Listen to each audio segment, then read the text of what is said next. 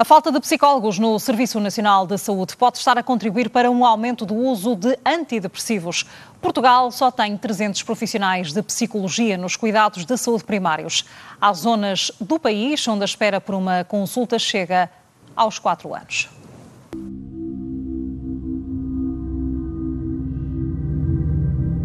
De janeiro de 2017. Nesse dia, eu tinha, há uns meses atrás, perdido o meu avô materno, com quem eu vivia, e era o meu segundo pai. 7 meses depois, perdi o meu outro avô, e a minha avó andava a rodar os filhos de 15 em 15 dias. E acontece que eu tive, nesse ano novo, uma reação de agressividade para com ela. Fui à minha médica de família. E a minha médica de família, basicamente, o enfermeiro que estava a acompanhá-la disse que eram birras da adolescência. E por sim, por não, ela mandou-me para o hospital, que é do meu distrito.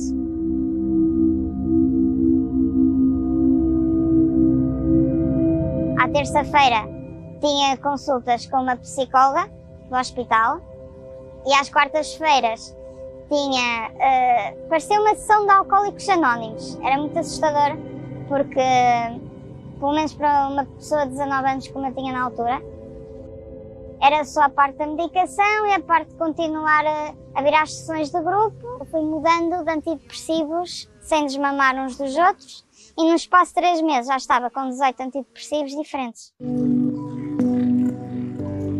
24 horas por dia, estava a dormir 22 para aí. E o meu pai, lembro-me que houve 1 ou 2 semanas que tive alucinações e ele estava agarrado, a fazer força e eu a pontapeá-lo, que estava completamente, a medicação por isso simplesmente deixou-me, até comecei de muletas, depois tive de cadeira de rodas, bloqueou-me toda. Procurei ajuda de um psicólogo privado e foi aí que comecei a ter acompanhamento. Aí sim comecei a ver resultados. Foi difícil porque tive que olhar para um trauma de infância horroroso, ir ao X da questão, mas foi quando houve a minha libertação. Posso só dizer que o X da questão é uma coisa que nenhum ser humano deveria passar.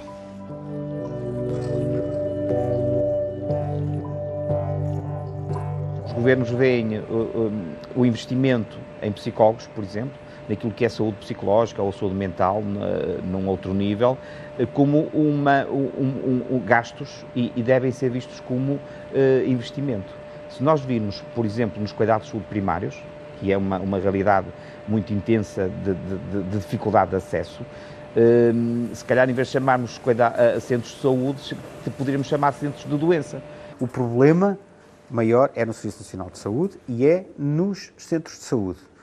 É, por um lado, o número, e esse é o grande problema, e é por isso que nós falamos muitíssimo mais aí, porque é aquilo que aflige as pessoas, aquilo que faz com que as pessoas não tenham acesso, é esse número ser insuficiente. Esse é um grande problema.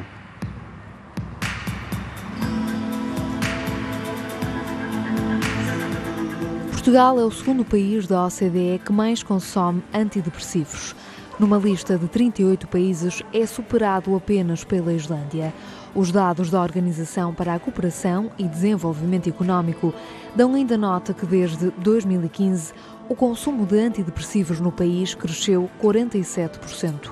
Em Portugal, segundo a Ordem dos Psicólogos Portugueses, o país tem 1000 psicólogos no Serviço Nacional de Saúde, 300 nos cuidados de saúde primários, o que significa que há entre 2 a 5 psicólogos por cada 100.000 habitantes.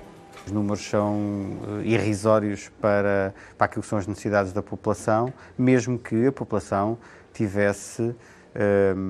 mostrasse menos problemas e menos doença mental mesmo do que aquilo que são os dados existentes. Aliás, o que nós temos é, não só até há bem pouco tempo não havia respostas nenhumas para as pessoas com doença mental poderem ter o mínimo de apoio.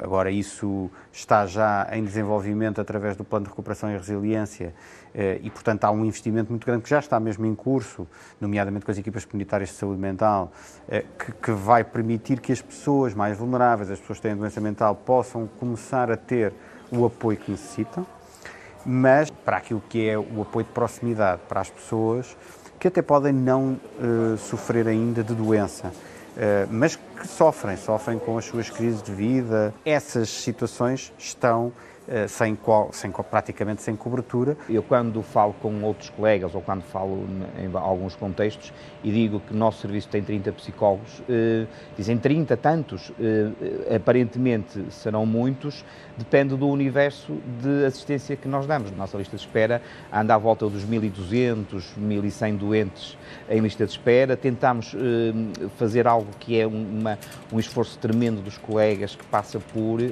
atempadamente, conseguimos ver os doentes, naquilo que é o tempo médio de espera máximo para as consultas.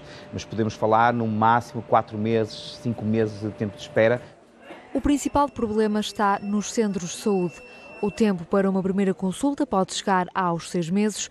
Há locais, segundo a Ordem dos Psicólogos, onde a espera pode atingir os 4 anos. Há muitas pessoas que procuram o privado porque realmente tentaram ser acompanhadas a nível do setor público e não foi possível, ou porque a consulta demorou muito tempo, ou porque têm apenas uma consulta de avaliação e de triagem, mas depois não há o acompanhamento necessário e acabam por recorrer ao privado para investir em si e tratarem aquilo que estão a sentir. Há muito poucos psicólogos e devia cada vez mais apostar-se na saúde mental, até porque Portugal é um dos países com maior prescrição e o consumo de psicofármacos, ou seja, medicamentos da área da saúde mental, prescritos pela psiquiatria, e este excesso podia ser evitado se houvesse mais acompanhamento. É sempre importante dizer que o consumo de psicofármacos em algumas circunstâncias é necessário e, portanto, também não pode ser posto de lado. Agora, o que nós temos em Portugal é o oposto. O que nós temos em Portugal é que os números o que indicam é um consumo excessivo de psicofármacos. E, portanto, porquê é que está a acontecer isso? Bom, aí parece haver algum consenso. E o consenso existente entre médicos e psicólogos é, sem respostas ao nível da intervenção psicológica, a única resposta que às vezes existe para dar é a intervenção psicofarmacológica.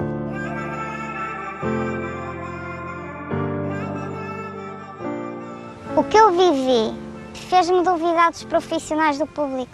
É triste dizer isto porque eu acho que qualquer pessoa, e sobretudo quem não tem grandes posses,